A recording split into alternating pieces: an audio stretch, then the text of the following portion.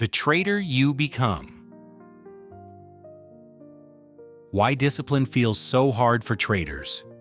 The real battle is within. Why does discipline feel so hard for traders? Why do we keep breaking rules we already know we should follow? Why does consistency feel temporary, even when we genuinely want to change? You tell yourself, tomorrow I'll be disciplined. Tomorrow I'll stop overtrading. Tomorrow I'll finally follow my rules. But when the market opens, something inside takes over. You move the stop loss. You chase the entry. You force another trade. You revenge trade. You ignore your own plan again, and afterward, the frustration is not just about losing money. It becomes personal. Because after enough emotional mistakes, many traders secretly begin asking themselves, why can't I change? Why does discipline feel so hard for me? Am I weak? Am I lazy? Why do other traders seem capable of doing what I can't? But what if the problem is not that you lack discipline? What if the real problem is that you are trying to force behavior while internally fighting fear, resistance, self-doubt, and emotional conflict at the same time? Because maybe discipline was never meant to feel like psychological warfare. Maybe discipline becomes easier when you stop fighting yourself internally. Chapter 1. Most traders think discipline means force. Most people think discipline means forcing yourself to do things you do not want to do. Wake up earlier, trade longer, push harder, control emotions, suppress fear, grind through discomfort. And in the trading world, discipline is often presented like a military operation. Like the disciplined trader is someone who never struggles emotionally, never doubts, never feels fear, never hesitates, never breaks. But that version of discipline creates enormous internal resistance because now discipline feels heavy, painful, rigid, like something you constantly have to force yourself into. And eventually, the nervous system pushes back. Not because you are lazy, but because internally, part of you feels unsafe. Chapter 2. The hidden fear beneath the behavior. Most traders focus only on behavior. How do I stop overtrading? How do I stop moving my stop loss? How do I become more disciplined? But very few traders ask, what am I afraid of that is making this behavior so hard in the first place? That question changes everything.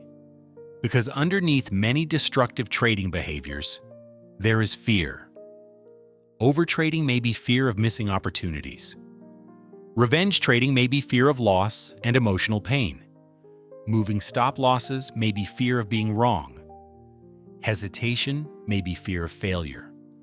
Forcing trades may be fear that another opportunity will never come again.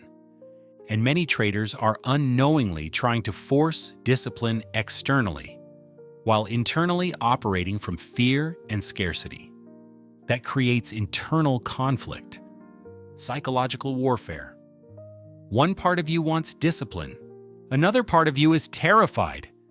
And the more you fight yourself internally, the harder disciplined behavior becomes. Chapter 3.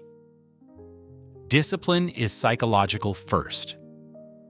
Most traders think discipline is behavioral, but real discipline begins psychologically, because behavior is downstream from identity, beliefs, emotions, and internal dialogue.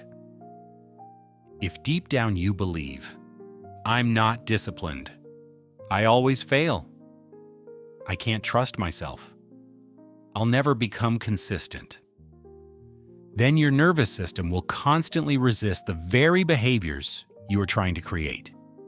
And after enough emotional mistakes, many traders unconsciously build an identity around struggle. They stop seeing inconsistency as a temporary behavior and start seeing it as who they are.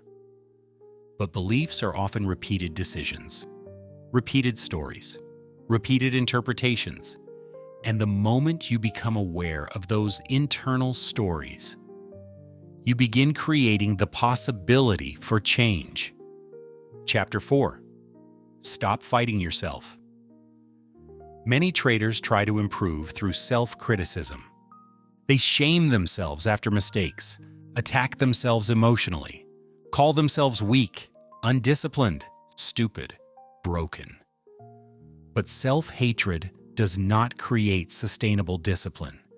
It creates more resistance, more fear, more emotional exhaustion, because now you are not only trying to learn trading, you are also fighting yourself internally every single day. Discipline becomes easier when you stop treating yourself like the enemy, when you stop interpreting fear as weakness, when you stop interpreting mistakes as proof that you cannot change. Awareness changes everything, because once you understand the resistance, you no longer need to fight yourself with the same intensity. You begin working with yourself instead of against yourself. Chapter 5. Confidence comes through doing. One of the biggest mistakes traders make is waiting to feel confident before they act differently. They think, once I feel disciplined, I'll follow my rules. Once I stop feeling fear, I'll hold my stop. Once I feel confident, consistency will happen naturally. But confidence is not created before action. Confidence is created through repeated action, through imperfect action, through uncomfortable repetition, through practicing despite uncertainty. Professional traders are not fearless. They simply stopped interpreting discomfort as danger. And over time, through repetition, the fear becomes quieter, not instantly, slowly, gradually, one trade at a time. Chapter 6. The trader you become is practiced into existence. Discipline is not built in one emotional breakthrough. It is practiced into existence, one repeated behavior at a time, one boundary at a time, one moment of awareness at a time, one small decision repeated consistently. Maybe discipline starts with one contract only, 2 trades maximum, no trading after a certain time, no moving stop losses, walking away after emotional trades, journaling honestly, not because you are forcing yourself harshly, but because you are slowly becoming someone new. The disciplined trader is not born overnight. They are built through repetition, through patience, through recalibration, through continuing despite imperfection. Chapter 7. You were never truly undisciplined. Maybe you were never truly undisciplined. Maybe you were simply trying to discipline the wrong thing, trying to force behavior, while ignoring the fear underneath it, trying to control actions, while internally fighting yourself every day. Real discipline is not becoming harder on yourself. It is becoming more aware of yourself, more honest with yourself, more understanding of what is happening internally. Because when you remove the psychological warfare, disciplined behavior becomes lighter, simpler, more natural, not perfect, but possible. Final chapter. Discipline becomes easier when you stop fighting yourself. The goal is not to become emotionless. The goal is not to eliminate fear completely. The goal is not perfection. The goal is learning how to stop abandoning yourself every time fear appears, to stop interpreting discomfort as failure, to stop making mistakes mean you are broken, and to understand that becoming disciplined is not about becoming someone else. It is about removing the resistance that has been preventing you from becoming who you already are capable of being. So if discipline has felt difficult, if you have felt exhausted from constantly fighting yourself internally, maybe the answer is not more force. Maybe the answer is awareness. understanding, patience, repetition, and the willingness to keep practicing imperfectly, because confidence, consistency, emotional stability, and discipline are built through the doing, one imperfect moment at a time. If this video resonated with you, perhaps share it with someone else walking through the same struggle.